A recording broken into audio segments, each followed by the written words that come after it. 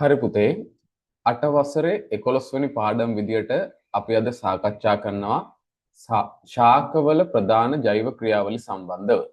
ශාකවල ප්‍රධාන ජෛව ක්‍රියාවලි 8 ශ්‍රේණියේ 11 වෙනි පාඩම.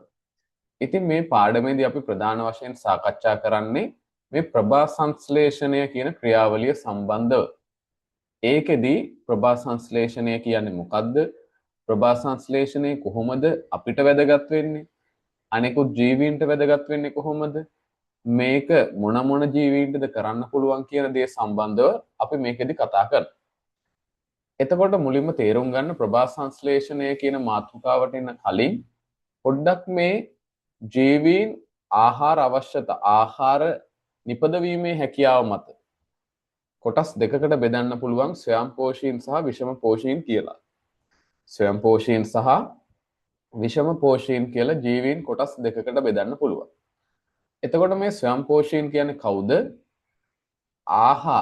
තමන්ට අවශ්‍ය ආහාර තම ශරීරය තුලම නිපදවා ගන්න පුළුවන් ජීවීන් තමයි මේ ස්වයංපෝෂීන් කියන්නේ. තමන්ට අවශ්‍ය ආහාර එයාලට පුළුවන් තමාගේ ශරීරය තුලම නිෂ්පාදනය කරගන්න. බාහිරින් ආහාර ගන්න ඕන වෙන්නේ නැහැ. නමුත් හිතන්නකො විෂමපෝෂීන් කියන්නේ කවුද? තම ශරීරය තුලම තමාට අවශ්‍ය ආහාර නිපදවාගත නොහැකි. ඒ කියන්නේ මොකද්ද? ආහාර අවශ්‍යතාව මත වෙනත් ජීවීන් මත යැපෙන ජීවීන්. ආහාර අවශ්‍යතාවය සඳහා වෙනත් ජීවීන් මත යැපෙන ජීවීන් තමයි අපි සලකන්නේ විෂමපෝෂීන් කියලා. එතකොට මේ ස්වයංපෝෂීන්ට තමයි පුතේ මේ ප්‍රභා සංශ්ලේෂණය කිරීමේ හැකියාව තියෙන්නේ. ඒ කියන්නේ මොකද්ද? තම දේහය තුලම ආහාර නිෂ්පාදනය කර ගැනීම. එහෙනම් මේ ප්‍රභා සංශ්ලේෂණය කියන ක්‍රියාවලිය සිද්ධ කරන්නේ ස්වයංපෝෂීන් විසින්. ප්‍රභා සංශ්ලේෂණය කියන ක්‍රියාවලිය ස්වයංපෝෂීන් විසින් සිදු කරන්නේ. එතකොට මේ ස්වයංපෝෂීන්ට ප්‍රධානම උදාහරණයක් තමයි මේ අවට පරිසරයේ තියෙන හරිත ශාක නැත්තම් කොළ පැහැති ශාක. ඒක නිකං ශාක කියනවට වඩා හොඳ උත්තරයක් තමයි මේ හරිත ශාක නැත්තම් කොළ පැහැති ශාක කියන දේ. එතකොට මේ ප්‍රභා සංශ්ලේෂණය විවිධ ශාක කරනෝනේ. හරිත ශාක විවිධ වර්ග ප්‍රමාණයක් තියෙනවා. මේ හැම ශාකයකටම පුළුවන් මේ ආහාර නිෂ්පාදනය කරගන්න. එතකොට මේ ප්‍රභා සංශ්ලේෂණ ක්‍රියාවලිය පුතේ යම් සාධක 4ක් මත රඳා පවතිනවා. ප්‍රධාන වශයෙන්ම ප්‍රභා සංශ්ලේෂණ ක්‍රියාවලිය සාධක 4ක් මත රඳා පවතිනු. ඒව තමයි ආලෝක ශක්තිය ඕන, ජලය ඕන, කාබන් ඩයොක්සයිඩ් වායුව ඕන සහ හරිතප්‍රද තියෙන්න ඕන. මෙන්න මේ සාධක 4 ප්‍රභා සංශ්ලේෂණය සඳහා අවශ්‍යයි. එතකොට මේ සාධක 4න් 3ක් බාහිර සාධක නැත්නම් ශාකයට පිටින් ලබා ගත යුතු සාධක කියලා හඳුන්වනවා. එක් සාධකයක් පමණක් ශාකය තුල අන්තර්ගත සාධකයක්. එතකොට තේරුම් ගන්න මේ ආලෝක ශක්තිය, කාබන් ඩයොක්සයිඩ් සහ ජලය ශාක විසින් අවට පරිසරයෙන් තමයි ලබා ගන්නේ. අවට පරිසරයෙන් තමයි මේ සාධක තුන ලබා ගන්නේ. නමුත් හරිතප්‍රද තියෙනවා ශාක පත්‍ර තුල. පත්‍ර කියලාම ගන්න ඕනේ නැහැ. නැත්නම් සමහර ශාකවල කඳේ උනත් අන්තර්ගත වෙනවා. ශාක පත්‍ර වල තමයි මේ ප්‍රධාන වශයෙන් හරිතප්‍රද අඩංගු වෙන්නේ. කොළ පැහැති ශාකවල දැන් අඹ ශාකය ගත්තොත් කඳ කොළ පාට නැහැ. නමුත් ශාක පත්‍ර කොළ පාටයි. එතකොට මේ හරිතප්‍රද තියෙන්නේ ශාක පත්‍රයේ අඹ කොළවල. හරිතප්‍රද තමයි හේතු වෙන්නේ ශාක පත්‍රවල කොළ පැහැයට. එහෙනම් තේරුම් ගන්න මේ ප්‍රභා සංශ්ලේෂණ ක්‍රියාවලිය නිකම්ම සිද්ධ කරන්න බෑ. යම් සාධකවල බලපෑමක් ඒකට තියෙනවා. එහෙනම් ප්‍රධානව තේරුම් ගන්න මේ සාධක 4 අත්‍යවශ්‍යයි මතක තියාගන්න එක. මොකද්ද? ප්‍රභා සංශ්ලේෂණය සඳහා අවශ්‍ය සාධක වන්නේ ආලෝක ශක්තිය, කාබන් ඩයොක්සයිඩ් වායුව, ජලය සහ හරිතප්‍රද. එහෙනම් මෙන්න මෙතනින් එහාට පාඩම ගොඩනගෙන විදිය බලමු. මුලින්ම මාතෘකාව ලියාගන්න මේ විදියට ශාකවල ප්‍රධාන ජෛව ක්‍රියාවලි 11 වෙනි පාඩම ලියාගන්න මාතෘකාව ශාකවල ප්‍රධාන ජෛව ක්‍රියාවලි පාඩම 11. හරි. ශාකවල ප්‍රධාන ජෛව ක්‍රියාවලි පාඩම 11. පුතේ ඊළඟට මෙන්න මේ විදියට ලියන්න. කරුණක් ලියන්න මේ විදියට ශාක විසින් ශාක විසින්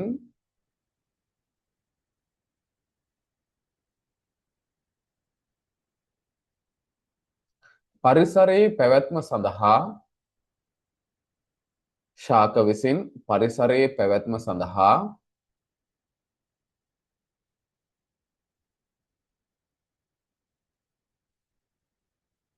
වැදගත් කෘත්‍යයන් ඉටු කරයි.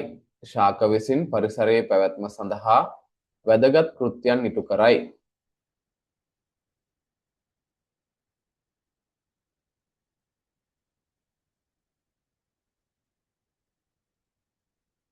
ඊළඟ කරුණ ලියන්න.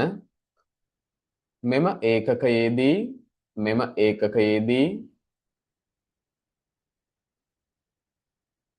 ශාක විසින් සිදු කරන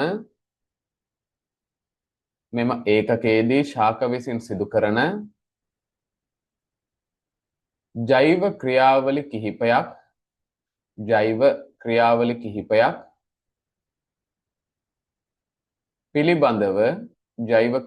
කිහිපයක් පිළිබඳව අධ්‍යයනය කරනු ලබයි.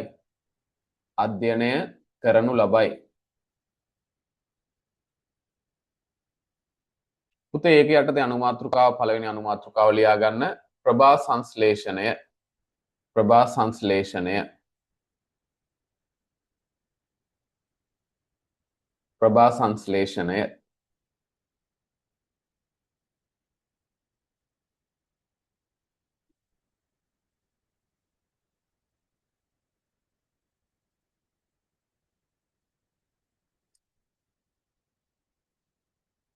ලියගෙන මේ විදියට ආහාර නිපදවා ගැනීමේ හැකියාව මත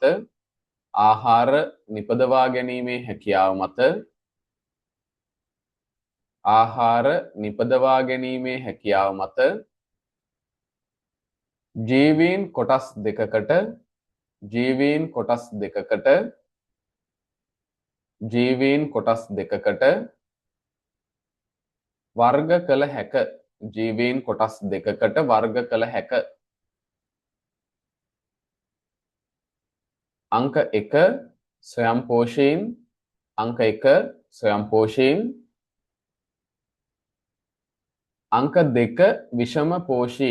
අංක 2 විෂම පෝෂීන්. එතකොට මේ ආහාර නිපදවා ගැනීමේ හැකියාව පදනම් කරගෙන තමයි මේක සිද්ධ කරන්නේ. තම දේහය තුලම ආහාර නිෂ්පාදනය කරගන්න පුළුවන් නම් එයාලා ස්වයංපෝෂීන්.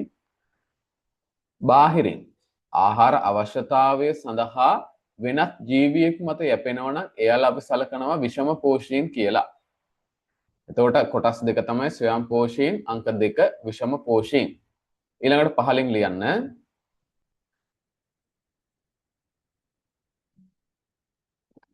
තම දේහය තුලම ආහාර නිපදවා ගත හැකි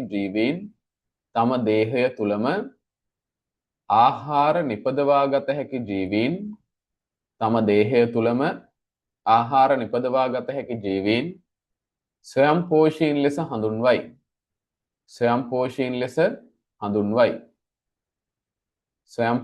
ලෙස හඳුන්වයි. ඊළඟ ලියාගන්න පහලින් අප අවට පරිසරයේ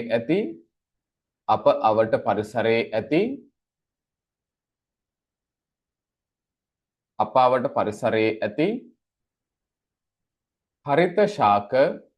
හරිත ශාක ස්වයංපෝෂීන් වේ. අප අවට පරිසරයේ ඇති හරිත ශාක ස්වයංපෝෂීන් වේ.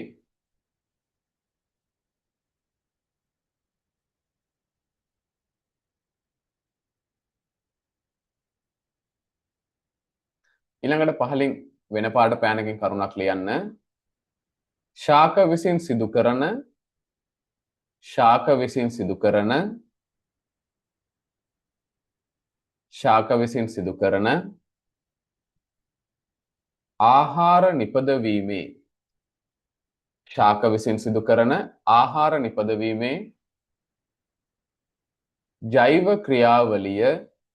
ආහාර නිපදවීමේ ජෛව ක්‍රියාවලිය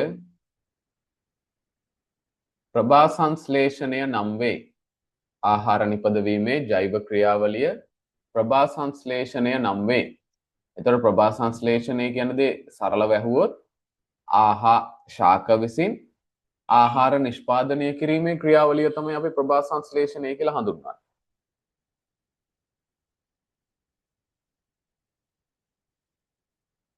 ඊළඟට පුතේ ලියා ගන්න අනුමාතෘකාවක් ලියා ගන්න. ප්‍රභා සංශ්ලේෂණය සඳහා බලපාන සාධක. අනුමාතෘකාවක් ලියා ගන්න. ප්‍රභා සංශ්ලේෂණය සඳහා බලපාන සාධක. ප්‍රභා සංශ්ලේෂණය සඳහා බලපාන සාධක. එතකොට මං කිව්වා සාධක 4ක් මේ සඳහා බලපානවා කියලා. සාධක 4ක් මේ ප්‍රභා සංශ්ලේෂණය සඳහා බලපානවා කියලා. ඒ යටතේ 1 2 3 4 දාලා අපි පහලට මේ විදිහට ලියාගමු. ප්‍රභා සංශ්ලේෂණයට බලපාන සාධක 4. අංක 1 ආලෝක ශක්තිය. අංක 1 ආලෝක ශක්තිය. අංක 1 ආලෝක ශක්තිය. අංක 2 කාබන් ඩයොක්සයිඩ් වායුව. අංක 2 කාබන් ඩයොක්සයිඩ් වායුව. අංක 3 ජලය. අංක 3 ජලය. අංක 4 හරිතප්‍රද. අංක 4 හරිතප්‍රද. එතකොට ප්‍රභා සංශ්ලේෂණය සඳහා අවශ්‍ය සාධක මොනවද කියලා හෙව්වොත් ওই 4 ලියන්න හැකියාව තියෙන්න ඕන. ඒකෙන් ඕනනම් පළවෙනි 3ට සංගල වරහණක් දාලා ලියන්න. බාහිරින් ලබාගත යුතුය. බාහිරින් ලබාගත යුතුය නැත්නම් ඒක බාහිර සාධක. බාහිරින් ලබාගත යුතුය ආලෝක ශක්තිය, කාබන් ඩයොක්සයිඩ් සහ ජලය. 4 වෙනි එකට ඉරක් ගහලා ලියා ගන්න හරිතප්‍රද. ශාක අභ්‍යන්තරයේ පවතී. නැත්නම් ශාකය තුල පවතී කියලා ලිව්වත් හරි. එතකොට සාධක කොටස් දෙකයි බාහිර සහ අභ්‍යන්තර විදියට. ඒක අත්‍යවශ්‍ය නැහැ බාහිර අභ්‍යන්තර කියලා මතක තියාගන්න. නමුත් අවබෝධය තියෙන්න ඕන කොහෙන්ද මේවා ලබා ගන්න කියලා. හරි. දැන් අහගන්න ආයිමත්. එතකොට මේ ශාකයක මං කිව්ව ප්‍රධානව මේ හරිතප්‍රද අඩංගු වෙන්නේ කොහෙද? ශාක පත්‍රයේ. නමුත් හැම ශාකෙම ශාක පත්‍රයේ විතරක් නෙමෙයි. අපි දැකලා තියෙනවා කඳන් පවා කොළපාට ශාක තියෙන. උදාහරණයක් විදිහට පතොක් ශාකය ගත්තොත් ඒ ශාකයේ කඳත් කොළපාටයි. එතකොට ඒකේ පත්‍රත් කොළපාටයි. එහෙනම් මෙන්න මේ වගේ ශාකයක සම්පූර්ණ ශාකයට පුළුවන් ප්‍රභා සංශ්ලේෂණය සිද්ධ කරන්න. දැන් ප්‍රධානව තේරුම් ගන්න ශාකවල මේ ආහාර නිෂ්පාදනය කරන ප්‍රධාන ස්ථානය වෙන්නේ ශාක පත්‍රය. ශාක පත්‍රය නිපදවන ආහාර තමයි පුතේ අනිකුත් කොටස් වලට පරිවහනය කරන්නේ. අපි ගත්තොත් මම ඉස්සෙල්ලත් කිව්වා අඹ ශාකය ගත්තොත් අඹ කොළ තමයි කොළ පැහැයෙන් යුක්ත වෙන්නේ. එතකොට කොළවල මේ පත්‍රවල තමයි ආහාර සංශ්ලේෂණය සිද්ධ කරන්නේ. ඒක තේරුම් ගන්න. දැන් මේ අපි දන්නවා මේ අවශ්‍ය සාධක කොහොමද මේ ප්‍රභා සංශ්ලේෂණයට බලපාන්නේ? ශාක කොහොමද මේවා ලබා ගන්න කියලා පොඩ්ඩක් බලමු. කාබන් ඩයොක්සයිඩ් කොහොමත් අපේ වායුගෝලයේ තියෙන වායුවක් විදියට කාබන් ඩයොක්සයිඩ් වායුව. එහෙනම් මේ වායුව කොහොමද මේ ශාක පත්‍රය තුලට නැත්නම් ශාකය තුලට ගමන් කරන්නේ? අපි දන්නවා ශාක පත්‍රවල පූටිකා කියලා ව්‍යුහයක් තියෙනවා. ශාක පත්‍රවල තියෙනවා පූටිකා කියලා ව්‍යුහයක්. ශාක පත්‍රයේ ඉහළ කොටසෙත් පහළ කොටසෙත් දෙකේම පූටිකා දක්නට ලැබෙනවා. නමුත් පහළ කොටසේ පූටිකා සංඛ්‍යාව ටිකක් වැඩි ඉහළ කොටසට වඩා. එතකොට මේ පූටිකා හරහා තමයි වායුගෝලයේ තියෙන කාබන් ඩයොක්සයිඩ් වායුව ශාක පත්‍රය තුලට ඇතුළු වෙන්නේ. පූටිකා හරහා තමයි වායුගෝලයේ තියෙන කාබන් ඩයොක්සයිඩ් වායුව ශාක පත්‍රය තුලට ඇතුළු වීම සිද්ධ වෙන්නේ. ඊළඟට ජලය ගත්තොත් ඒක බාහිර සාධකයක්. කාබන් ඩයොක්සයිඩ් උත් එහෙමයි. ජලය අපවට පරිසරයේ තියෙනවා. එතකොට මේ ජලය ප්‍රධානව ශාකය විසින් කොහොමද ලබාගන්නේ නැත්නම් අවශෝෂණය කරගන්නේ? මූල පද්ධතිය හරහා. ශාකයේ මූල පද්ධතිය හරහා තමයි ජලය ප්‍රධාන වශයෙන් අවශෝෂණය කරගන්නේ, ඇදලා ගන්නේ ශාකය තුලට. එතකොට මේ මුලින්ම මේ ජලය පසේ තියෙන ජලය මූල කේශවලට තමයි ඇතුළත් වෙන්නේ. ඇතුල් වෙන්නේ මූල කේශවලට. අවශෝෂණය වෙන්නේ මූල කේශවලට. ඊට පස්සේ කොහෙටද මේව ගමන් කරන්නේ? ශෛලම පටකයට ගමන් කරනවා. එතකොට මුලේ ශෛලමය, කඳේ ශෛලමය එහෙම දෙකක් තියෙනවා. අපි ඒව පස්සේ කාලෙක ඉගෙන ගන්නවා. ශෛලම පටකයට තමයි ඊට පස්සේ මේ අවශෝෂණය කරගත්තු ජලය ගමන් කරන්නේ. ශෛලම පටකය හරහා තමයි මේ ශාක කඳ ඔස්සේ පත්‍ර දක්වා ජලය ගමන් කිරීම නැත්නම් ජල පරිවහනය සිද්ධ වෙන්නේ. එතකොට ප්‍රශ්නයක් ඇහුවොත් ශාකය තුල ජලය පරිවහනය වෙන්නේ කුමන පටකය හරහාද කියලා ශෛලම පටකය ඔස්සේ. ශෛලම පටකයෙන් තමයි ජලය පරිවහනය සිද්ධ කරන්නේ මේ ශාක දේහය පුරා. ඒ දෙවනි සාධකය. තුන්වෙනි සාධකය ගත්තොත් හරිතප්‍රද අපි ලිව්වේ හතරවෙනියට ඒක ශාක පත්‍රයේ තුල තමයි අන්තර්ගත වෙන්නේ. කොළ පැහැති තැනක් නම් එතන හරිතප්‍රද තියෙනවා. ඒක තමයි මේ හරිතප්‍රද කියන්නේ කොළ පාට වර්ණකයක් අපි ක්ලෝරොෆිල් කියලාත් කියනවා. හරිතප්‍රද තියෙන්නේ හරිත ලව කියන ව්‍යුහය තුල. ශාක සෛලයේ තියෙන හරිත ලව කියන ව්‍යුහය තුල තමයි හරිතප්‍රද කියන වර්ණකය අඩංගු වෙන්නේ. මේකෙන් තමයි මේ ආලෝක ශක්තිය ඇදලා ගන්න. දැන් අපි ආලෝක ශක්තිය අවශෝෂණය කරනවා. ඇදලා ගන්නවටත් වඩා ඒක අවශෝෂණය කර ගැනීම සිද්ධ කරනවා. ආලෝකය අවශ්‍යයි ශාකයේ ආහාර නිෂ්පාදන ක්‍රියාවලියට.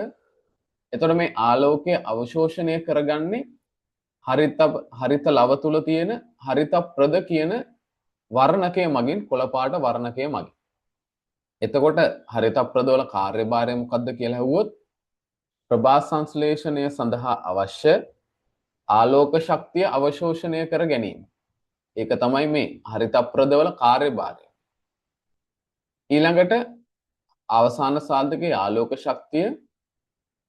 මේ ආලෝක ශක්තිය මම කලිනුත් කිව්වා හරිත ප්‍රද වලින් තමයි අවශෝෂණය කරගෙන මේක තමයි ශක්තිය සපයන්නේ. සූර්යාලෝකය නැත්තම් ප්‍රභා සංශ්ලේෂණය ක්‍රියාවලිය සිද්ධ වෙන්නේ නැහැ.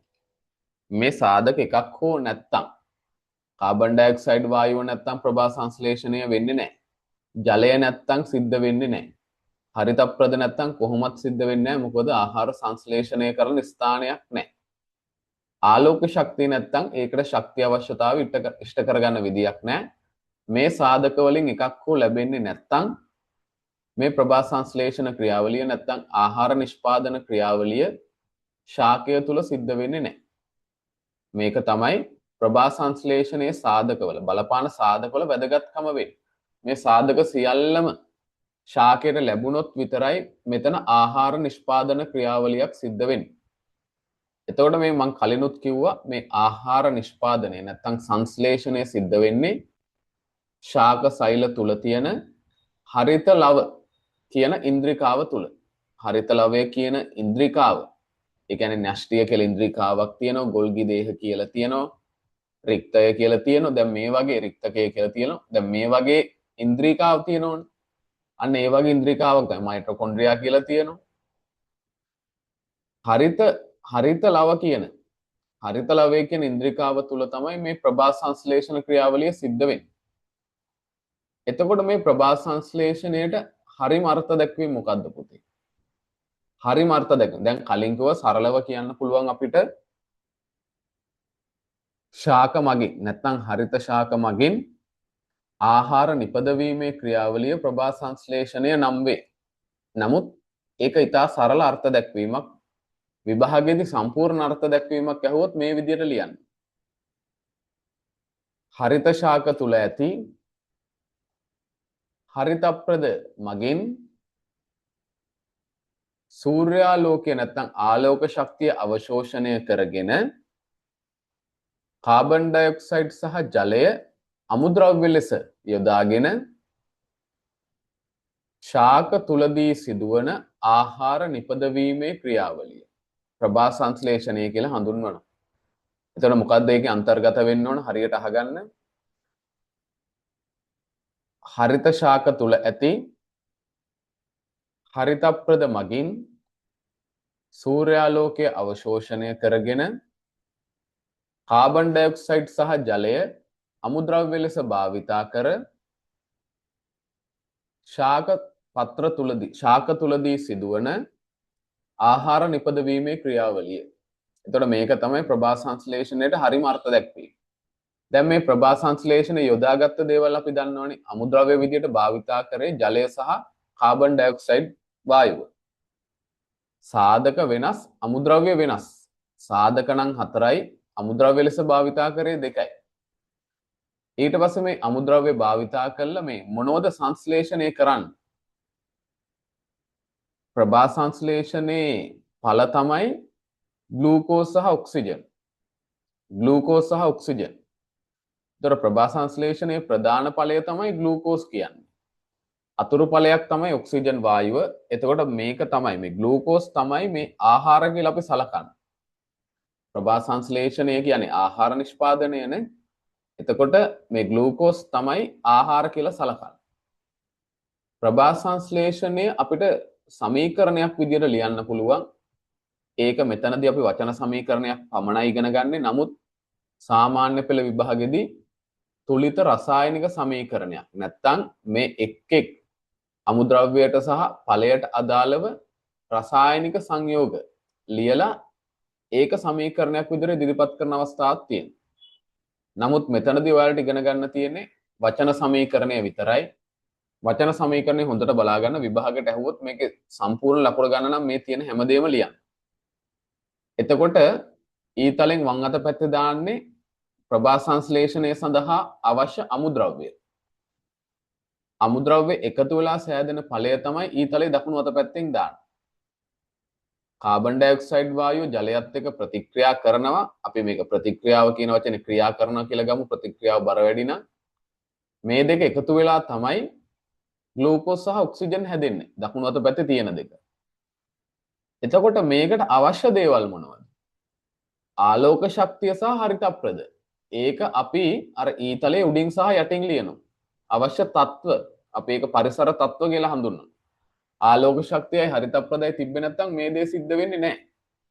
එහෙනම් අමුද්‍රව්‍ය ටික ඊතලෙන් වම් අත පැත්ත ලිව්වා. ඵල ටික ඊතලෙන් දකුණු අත පැත්ත ලිව්වා. පරිසර තත්ත්ව මොනවද ඕන? ඒක ඊතලයේ උඩ සහ යට ලිව්වා. මෙන්න මේ දක්වලා තියෙන්නේ ප්‍රභා සංශ්ලේෂණය සඳහා බලපාන වචන සමීකරණ නැත්නම් ප්‍රභා සංශ්ලේෂණයේ වචන සමීකරණය. දැන් කිව්ව අපි ප්‍රභා සංශ්ලේෂණයේදී හැදෙන්නේ මොනවද? ඵල විදියට හැදෙන්නේ ග්ලූකෝස් සහ ඔක්සිජන්. මේ ග්ලූකෝස් පත්‍රය තුලදී මොකද්ද වෙන්නේ? ශාක පත්‍රේ නම් මේ ග්ලූකෝස් හැදෙන්නේ පත්‍රය තුලදී ඒක පිෂ්ඨය බවට පත් වෙනවා. හැදෙන්නේ ග්ලූකෝස් නමුත් සංචිත වෙන්නේ කියලා අපි නෑ. තැන්පත් වෙන්නේ පිෂ්ඨය විදියට. එතකොට හැදෙන ග්ලූකෝස් ශාක පත්‍රය තුලදී නැවත පිෂ්ඨය බවට පත් වෙනවා. පත් වෙලා දැන් අපි කිව්වා ජලය පරිවහණය වුණානේ ශාක දේහය පුරා. ජලය ශාක දේහය පුරා පරිවහණය වුණා. හැබැයි ඇදලා ගත්තේ මුල් වලින්. අවශෝෂණය කරේ මුල් වලින්. දැන් මේ නිපදවන ග්ලූකෝස් නැත්තම් ආහාරත් එහෙමයි. හැදුනේ ග්ලූකෝස් විදියට ඊට පස්සේ පිෂ්ඨය විදියට පිෂ්ඨය බවට පත් වුණා ග්ලූකෝස්. ඒක තැන්පත් වුණා ශාක පත්‍රය තුල. මෙන්න මේ පිෂ්ඨය නැවතපත් වෙනවා සුක්‍රෝස් බවට. හැබැයි සම්පූර්ණ පිෂ්ඨයම නෙමෙයි කොටසයිපත් වෙන්නේ. කොටසක්පත් වෙනවා සුක්‍රෝස් බවට. ග්ලූකෝස් හැදුනා ඒක පිෂ්ඨය බවට පත් වුණා. ඒක නැවතත් සුක්‍රෝස් බවට පත් වුණා. එහෙම සුක්‍රෝස් බවට පත් වෙලා තමයි මේක ශාකයේ අනිකුත් කොටස් වලට නැත්තම් සංචිත කොටස් වර්ධක කොටස් වලට පරිවහණය වීම සිද්ධ වෙන්නේ. දැන් මේ අදාළ කොටසට ගිහිලා පරිවහණය වුණාම හිතන්නකෝ මුලට ගියා නම් මුලේ නැවතත් පිෂ්ඨය වගේ තමයි පිෂ්ඨය බවට පත් වෙලා තමයි සංචිත වෙන්නේ. සුක්‍රෝස් විදියටම තියෙන්නේ නැහැ. එතකොට මේ අවස්ථා සම්බන්ධ ඉතාම වැදගත්. ප්‍රභා සංශ්ලේෂණයේදී හැදෙන්නේ ග්ලූකෝස් වුණාට ඒකපත් වෙනවා පිෂ්ඨය බවට. නැවතත් පිෂ්ඨයෙන් කොටසක්පත් වෙනවා සුක්‍රෝස් බවට. ඕක තමයි ප්‍රභා සංශ්ලේෂණයෙන් පස්සේ ශාකය තුල වෙන සංසිද්ධිය. එහෙනම් අපිට ඊළඟට බලන්න පුළුවන් ශාක පත්‍රය තුල නැත්නම් ශාකයේ ප්‍රභා සංශ්ලේෂණේ උනාද නැද්ද කියලා. කොහොමද බලන්නේ? ශාක පත්‍රයක් තුල පිෂ්ඨය හැදිලා තියෙනවා නම් පිෂ්ඨය තියෙනවා නම් එතනදී ප්‍රභා සංශ්ලේෂණය වෙලා. මොකද වෙන පිෂ්ඨය හැදෙන්න ක්‍රමයක් නැහැ. මේ ක්‍රියාවලිය තමයි ප්‍රභා සංශ්ලේෂණය කියලා ගන්න. එහෙනම් අපිට පුළුවන් පරීක්ෂණයක් කරන්න ශාකයක ප්‍රභා සංශ්ලේෂණය උනාද නැද්ද කියලා බලන්න පුළුවන්. ඒ ශාක පත්‍රයක් කරන් පිෂ්ඨ පරීක්ෂාව සිදු කළා. ඒක අපි ඊළඟට සාකච්ඡා කරමු. දැන් ලියන්න මේ විදියට මෙන්න මේ රූප සටහන අඳින්න. මේ රූප සටහන අඳින්න. ගහක් අඳින්න කොළ පාට ශාකයක්. ඊට පස්සේ සූර්යාලෝකය ලැබෙන විදිය මෙන්න මේ රූප සටහන ඇඳලා මේ කොටස් ටික නම් කරගන්න. සූර්යාලෝකය නැත්නම් ආලෝක ශක්තිය ලැබෙනවා. කාබන් ඩයොක්සයිඩ් වායුව බාහිර පරිසරයේ ඉඳන් පත්‍රය තුලට එනවා. ජලය මූල පද්ධතිය හරහා එනවා. හරිතප්‍රද කියන දේ ශාක පත්‍රය තුල තියෙන්නේ. එතනදී ප්‍රභා සංශ්ලේෂණය සිදු වෙලා ආහාර නිපද වෙනවා. අතුරු ඵලය විදියට නැත්නම් ඊළඟ ඵලය විදියට ඔක්සිජන් වායුව නැවතත් බාහිර පරිසරයට යනවා. එතකොට ඔක්සිජන් වායුව නැවත පිට වෙන්නේ කොහොමද? අර කාබන් ඩයොක්සයිඩ් අවශෝෂණය කරේ පූටිකා හරහානේ. එම පූටිකා හරහාම තමයි ඔක්සිජන් වායුවත් බාහිර පරිසරයට යන්නේ. එළියෙන් ඇතුළට ගන්නේ කාබන් ඩයොක්සයිඩ්, ඊට පස්සේ ශාකයෙන් එළියට දාන්නේ ඔක්සිජන්. ඒක අවබෝධ කරගන්න. ඊළඟ ලියමු මේ විදියට. මේ විදියට ලියන්න.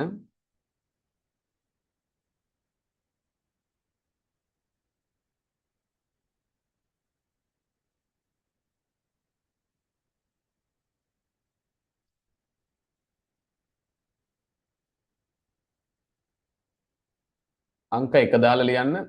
කාබන් ඩයොක්සයිඩ් වායුව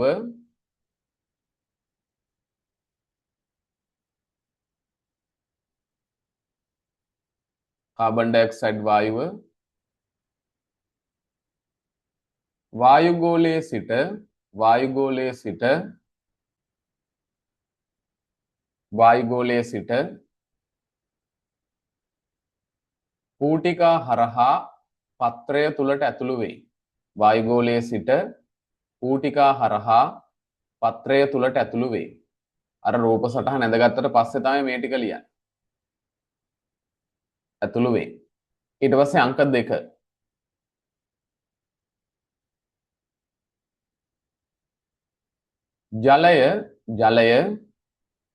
ජලය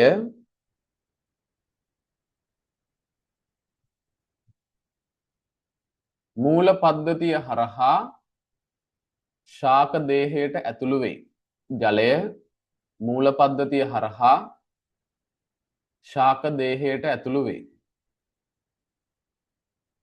මූල පද්ධතිය හරහා ශාක දේහයට ඇතුළු වෙයි. එතෙන්ටම ලියා ගන්න.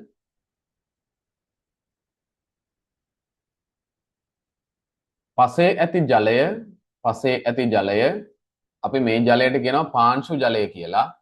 පසේ ඇති ජලය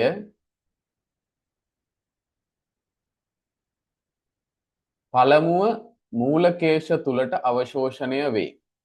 පසේ ඇති ජලය පළමුව මූලකේශ තුලට අවශෝෂණය වේ. මූලකේශ තුලට අවශෝෂණය වේ. එතෙන්ටම ලියා ගන්න. ඉන්පසු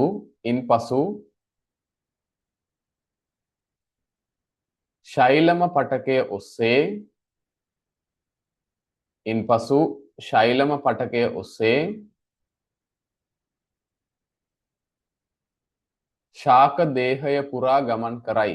ඉන්පසු ශෛලම පටකය ඔස්සේ ශාක දේහය පුරා ගමන් කරයි.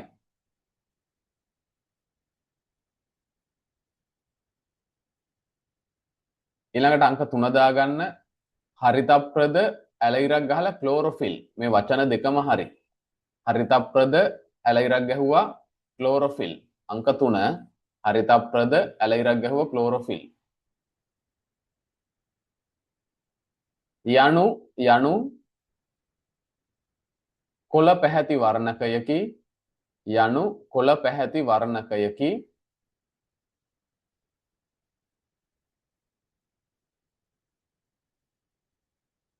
එතෙන්ටම ලියා ගන්න. මේවා හරිත ලව තුල පිහිටයි. මේවා හරිත ලව තුල පිහිටයි. මේවා හරිත ලව තුල පිහිටයි.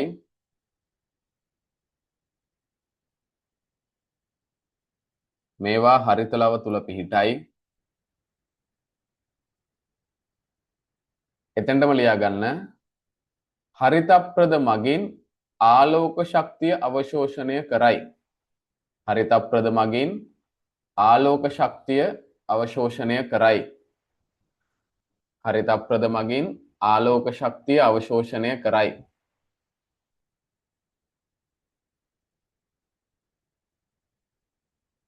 ඊළඟට අංක 4 දාන්න. ආලෝක ශක්තිය ආලෝක ශක්තිය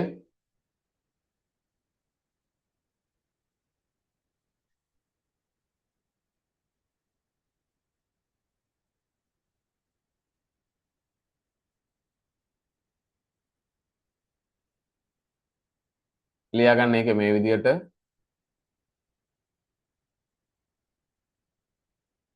ඒකටම අර කරුණම තමයි ලියා ගන්න වෙන්නේ. මොකද හරිතප්‍රද ඒක යටතේ මුකුත් ලියන්න ඕනේ නැහැ. ආලෝක ශක්තිය නිකන් තියන්න. මොකද කලින් එක සඳහන් කරා හරිතප්‍රද මගින් තමයි මේක කරන්නේ. එතකොට මේ ආලෝක ශක්තිය අවශ්‍යතාව ඉටු කරනවා. නැත්නම් එතන මෙහෙම ලියන්න. ආලෝක ශක්තිය ප්‍රභා සංශ්ලේෂණය සඳහා අවශ්‍ය ශක්තිය සපයයි. ප්‍රභා සංශ්ලේෂණය සඳහා අවශ්‍ය ශක්තිය සපයයි. HMU කියලත් අපි කියන ඕක ටිකක් ලොකු වුණාම මේක තේරෙයි පස්සේ කාලෙක. ආලෝක ශක්තිය ප්‍රභා සංශ්ලේෂණ දැන් මේක අත්‍යවශ්‍ය දෙයක්. මේ ශක්තියක් අවශෝෂණය කරගන්නේ සූර්යාලෝකයේ කියලා ලිව්වොත් මේක වැරදි. ලියන්න ඕන ආලෝක ශක්තිය කියලා. සූර්යාලෝකය කියලා ලියන්න එපා, සූර්යා කියලා ලියන්න එපා, හිරු එළිය කියලා ලියන්න එපා. ලියන්න ඕන ආලෝක ශක්තිය කියලා. ඊට පස්සේ පහලින් වෙනම් පාට පෑනකින් ලියන්න වැදගත් කරුණක්.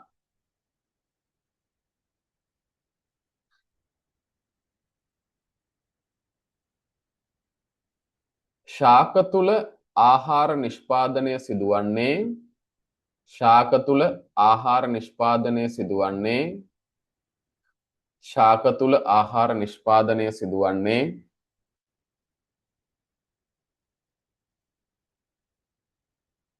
ශාක සෛලවල අන්තර්ගත ශාක සෛලවල අන්තර්ගත ශාක සෛලවල අන්තර්ගත හරිත ලව නම් වූ ඉන්ද්‍රිකා තුලයි. හරිත ලව නම් වූ ඉන්ද්‍රිකා තුලයි. එතකොට මේ හරිත ලව තුල තමයි හරිතප්‍රද තියෙන්නේ. ඒ හරිතප්‍රද උපයෝගී කරගෙන ආලෝක ශක්තිය ඇදලා අරගෙන හරිත ලවය තුලදී තමයි මේ ආහාර සංශ්ලේෂණය සිද්ධ වෙන්නේ. ඒ කරුණ මතක තියාගන්න ඕන. හරිතප්‍රද තියෙන්නේ හරිත ලව තුල. නැත්නම් ක්ලෝරොෆිල් තියෙන්නේ හරිත ලව තුල. ඊළඟට රතු පාට පෑන අරන් ලියා ගන්න මේ විදියට.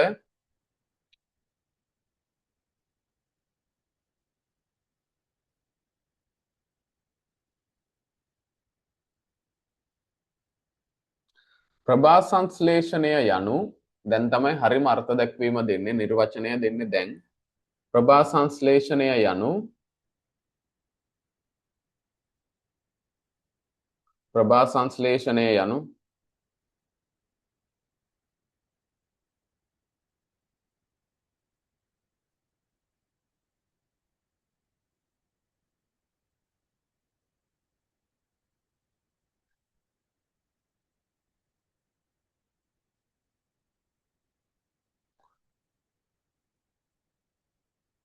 හරිතප්‍රද මගින් ආලෝක ශක්තිය අවශෝෂණය කර හරිතප්‍රද මගින් ආලෝක ශක්තිය අවශෝෂණය කර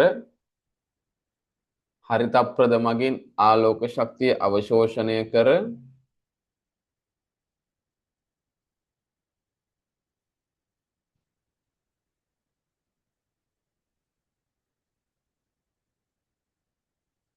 හරිතප්‍රද මගින් ආලෝක ශක්තිය අවශෝෂණය කර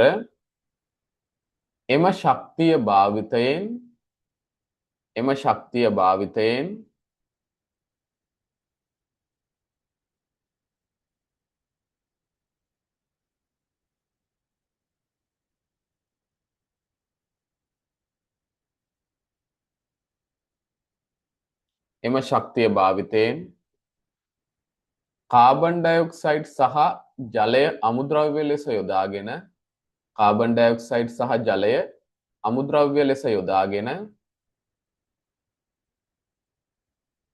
කාබන් ඩයොක්සයිඩ් සහ ජලය අමුද්‍රව්‍ය ලෙස යොදාගෙන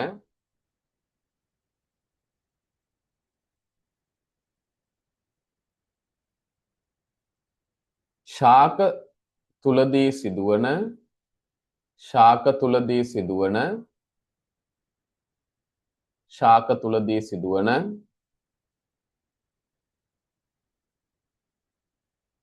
ආහාර නිපදවීමේ ක්‍රියාවලියයි. ශාක තුලදී සිදුවන ආහාර නිපදවීමේ ක්‍රියාවලියයි.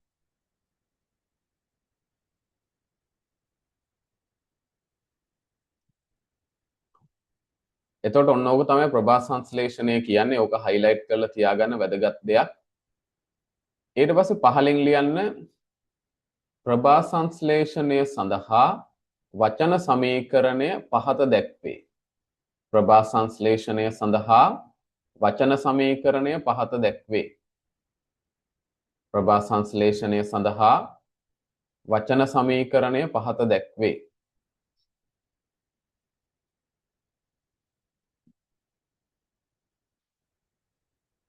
ලියන්න වචන සමීකරණය මේ පොතේ තියෙන විදිහට මේ විදිහට ලියන්න. මේක අත්‍යවශ්‍යයි මතක තියාගන්න එක.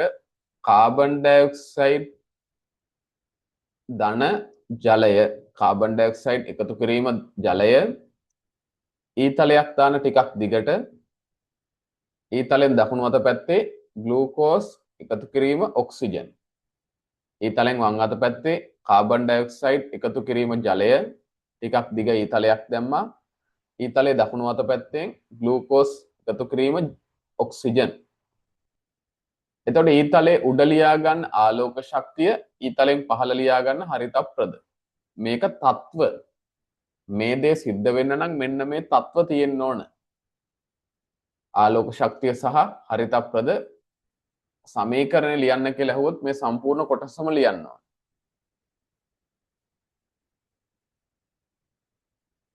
ඊළඟ ලියාගමු අර පොඩ්ඩක් පිෂ්ඨය වෙන්නේ කොහොමද? එතකොට ඒක නැවත මොකක් බවටද පත් වෙන්නේ? ලියාගන්න පහලින්.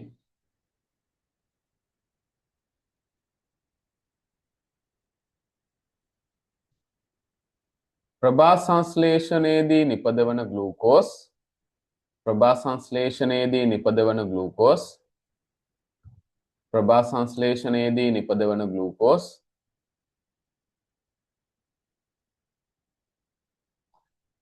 පත්‍රය තුලදී පිෂ්ඨය බවට පත්වේ. පත්‍රය තුලදී පිෂ්ඨය බවට පත්වේ. පත්‍රය තුලදී පිෂ්ඨය බවට පත්වේ. ඊළඟට පහලින් ලියන්න.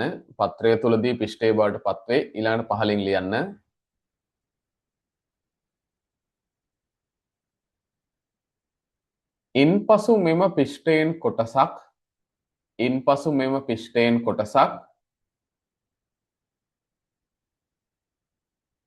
ඉන්පසු මෙම පිෂ්ඨයෙන් කොටසක් නැවතත් සුක්‍රෝස් බවට පත්වේ. ඉන්පසු මෙම පිෂ්ඨයෙන් කොටසක් නැවතත් සුක්‍රෝස් බවට පත්වේ. ඉන්පසු මෙම පිෂ්ඨයෙන් කොටසක් නැවතත් සුක්‍රෝස් බවට පත්වේ.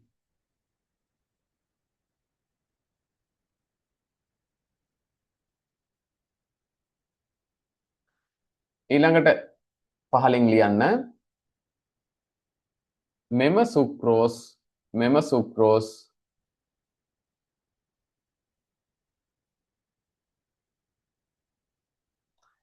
ශාකයේ වර්ධක අග්‍ර සහ ශාකයේ වර්ධන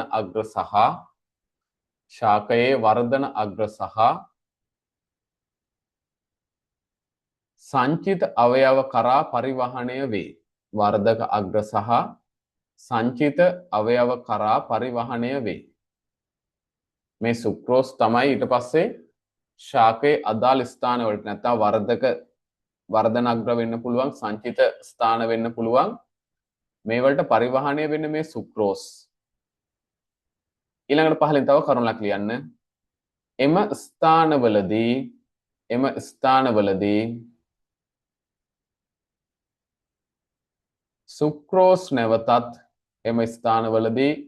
සුක්‍රෝස් නැවතත් පිෂ්ඨය බවට පත්වේ. එම ස්ථානවලදී සුක්‍රෝස් නැවතත් පිෂ්ඨය බවට පත්වේ. මෙන්න වෙන සංසිද්ධිය. මේක තමයි ප්‍රභා සංශ්ලේෂණයෙන් පස්සේ ශාකය තුල සිද්ධ වෙන්නේ.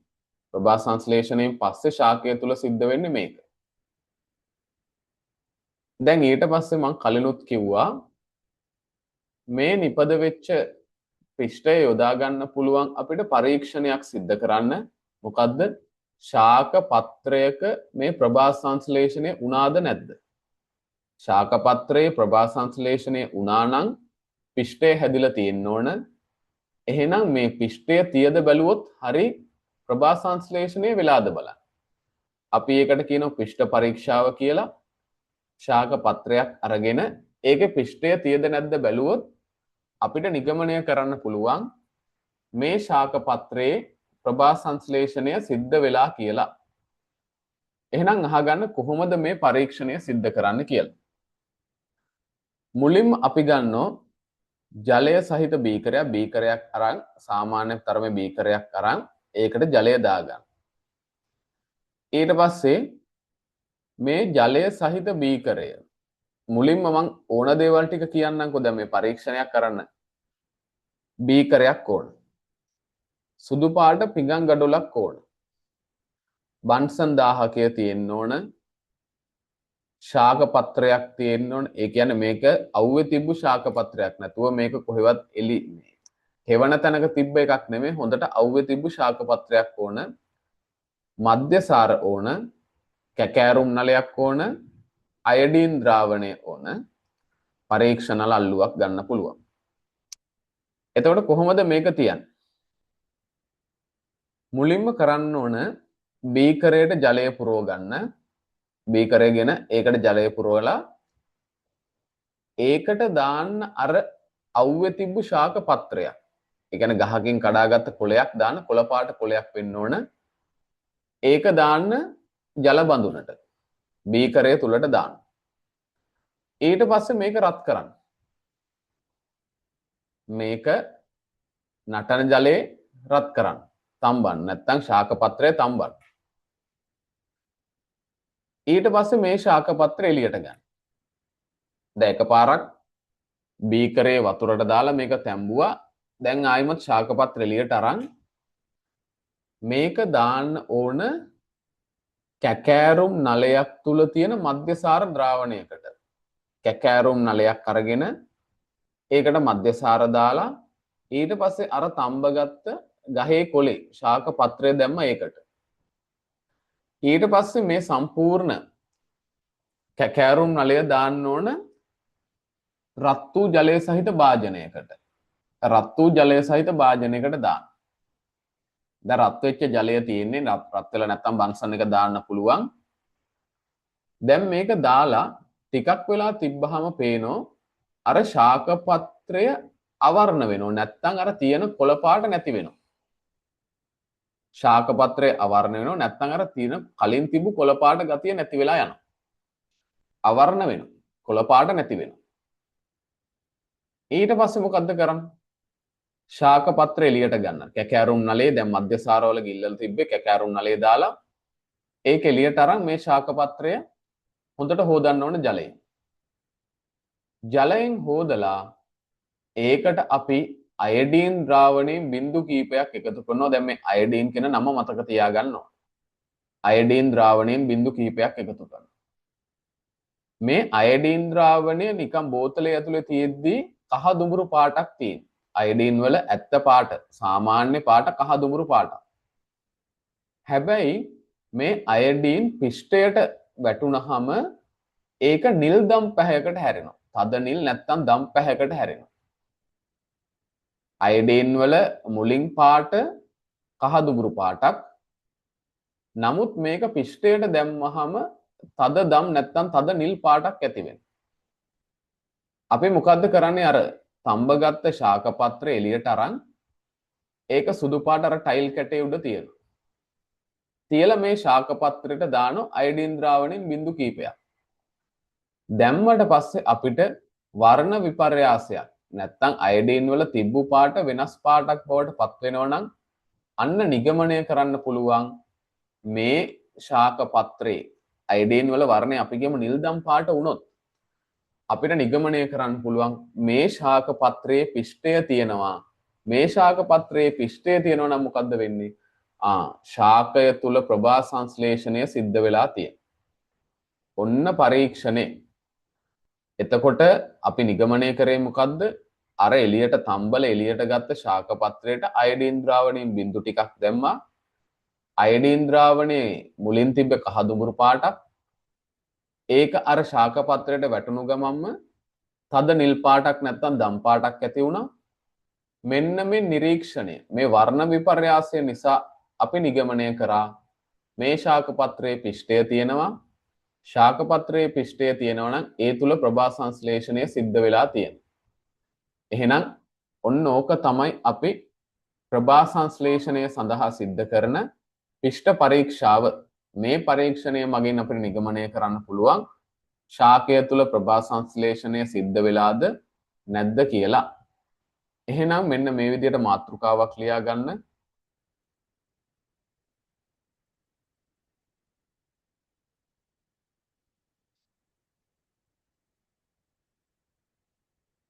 ශාකයක් තුල ප්‍රභා සංශ්ලේෂණය සිදු වී ඇද්දයි බැලීම.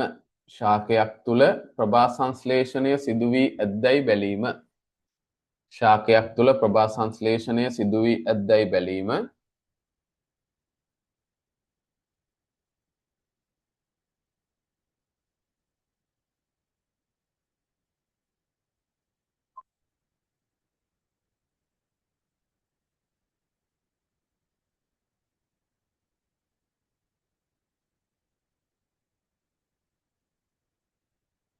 ඒකේ වරහන් ඇතුළේ දාගන්න එතෙන්ටම වරහන් ඇතුළේ දාගන්න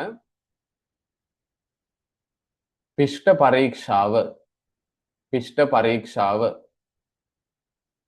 වරහන වහන්න. වරහන ඇතුළේ දාගන්න පිෂ්ඨ පරීක්ෂාව කියලා දාලා වරහන වහගන්න.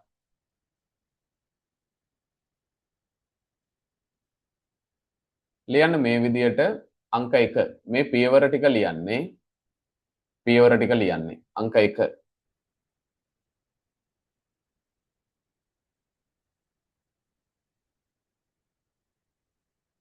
ජලය සහිත බීකරයක් ගෙන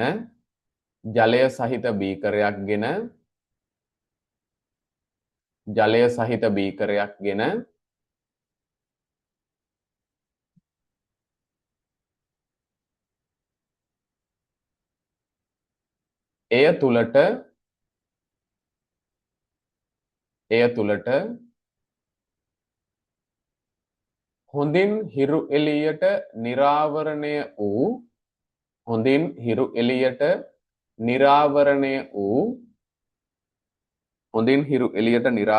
වූ ශාක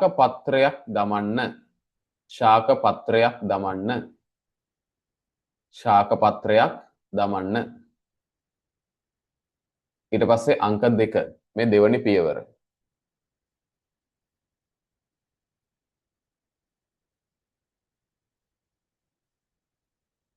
ඉන්පසු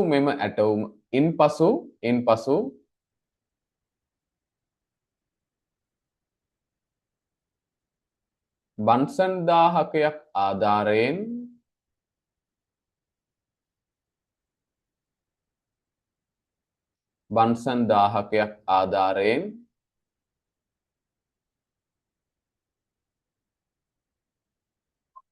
ජලය නටන තෙක් රත් කරන්න.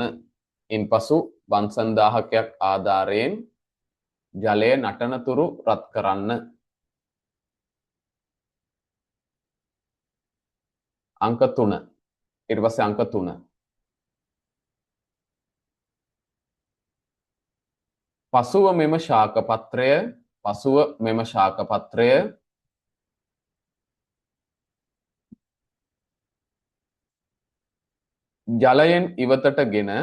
පසුව මෙම ශාක පත්‍රය ජලයෙන් ඉවතටගෙන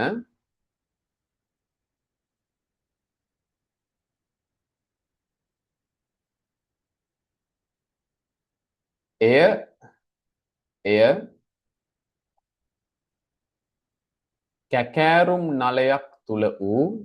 කැකෑරුම් නලයක් තුල වූ මධ්‍යසාර ද්‍රාවණයකට මාරු කරන්න. එය කැකෑරුම් නලයක් තුල වූ මධ්‍යසාර ද්‍රාවණයකට මාරු කරන්න.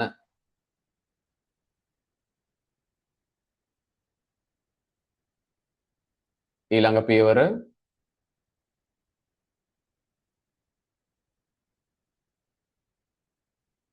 ඉන්පසු එම කැකෑරුම් නලය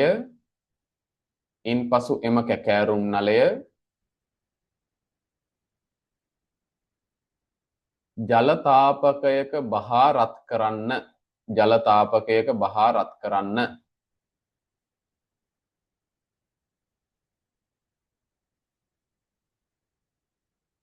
එතෙන්ට වරහන් ඇතුල් ලියා ගන්න.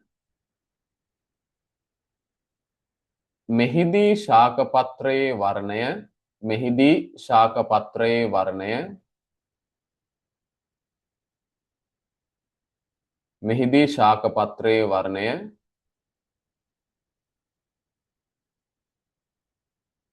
අවර්ණ වන බව නිරීක්ෂණය කළ හැක. ශාක පත්‍රයේ වර්ණය අවර්ණ වන බව නිරීක්ෂණය කළ හැක. වරහන වහන්න. ඊළඟ කරුණ ලියන්න.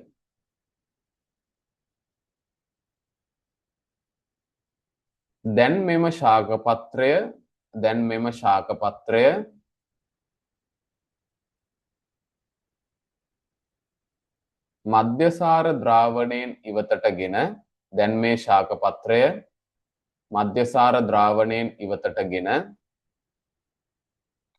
මධ්‍යසාර ද්‍රාවණයෙන් ඉවතටගෙන පිරිසිදු ජලයෙන් සෝදන්න. ඊළඟට ලියා ගන්න. පිරිසිදු ජලයෙන් සෝදන්න. ඊළඟ ලියා ගන්න.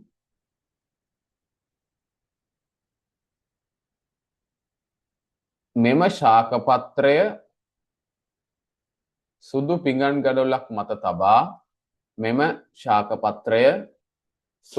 පිඟන් ගඩොලක් මත තබා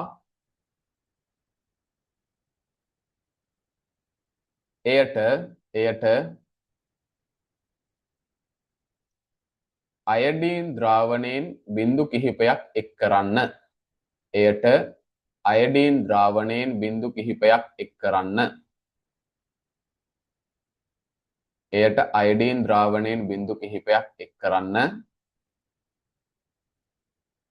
අවසාන පියවර ලියන්න. අයඩීන් ද්‍රාවණයේ වර්ණ විපර්යාසය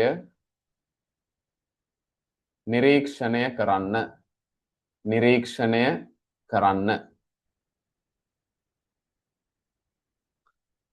ඔන්න ප්‍රැක්ටිකල් එක කරා. විස්තර කරා ක්‍රියාකාරකම්. එතකොට ඒකේ යටින්ම මෙන්න මේ රූප සටහන ඇඳ ගන්න. 11.2 ශාක පත්‍රය කොහොමද සාමාන්‍ය විදිහට ජලය තම්බන්නේ? ඊට පස්සේ ඒක කැකෑරුම් නලයක් තුල තියෙන මධ්‍යසාර ද්‍රාවණයකට දාලා ඒ කැකෑරුම් නලය ජල තාපකයක දාලා රත් කරන්නේ කොහොමද? ඔන්න ඕක ලියන්න. ඊළඟට මාතෘකාවක් ලියාගෙන පහලින් පරීක්ෂණයේ වැදගත් කරුණු. දැන් මේ රූප සටහන අඳින්න ඉඩ තියලා ලියන්න. පහලින් ලියන්න පරීක්ෂණයේ වැදගත් කරුණු. හරි. දැන් ඔන්න මම අද ප්‍රභා සංශ්ලේෂණයේ කොටසක් කරා. මේක මං නැවත කරන්නේ නෑ. මේ වීඩියෝ එකෙන් හොඳට බලා ගන්න ඕන. වීඩියෝ එක තේරුම් නැත්නම් දෙපාරක් හෝ බලලා මේක අවබෝධයක් ගන්න ඕන මේ ප්‍රභා සංශ්ලේෂණයේ මුල කොටස. ඊට පස්සේ අපි තවදුරටත් කතා කරනවා ශාක තුල සිදුවන ජෛව ක්‍රියාවලි සම්බන්ධයෙන් ප්‍රධාන වශයෙන් උත්ස්වේදනය සහ බිඳුදේ යන ක්‍රියාවලි. ඒවා අතර වෙනස්කම් මොනවද? වැදගත්කම මොකක්ද? එහෙනම් ප්‍රභා සංශ්ලේෂණයේ මුල කොටස හරි මේක හොඳට පාඩම් කරගන්න. නොතේරුණ දෙයක් තියෙන නැවත වීඩියෝ එක බලන්න. ඒත් නොතේරුණා නම් අනිවාර්යෙන් WhatsApp message එකක් දාන්න. මෙන්න මෙතනයි ගැටලුව තියෙන්නේ කියලා. ඉතා වැදගත් පාඩමක්, ඉතා ලේසි පාඩමක්. හොඳින් මතක තියාගන්න. නැවත නැවතත් වීඩියෝ එක බලන්න. ගැටලුවක් තිබ්බොත් අනිවාර්යෙන්ම අහන්න. එහෙනම් අදට පන්තිය නිමා කරනවා මෙතනින්.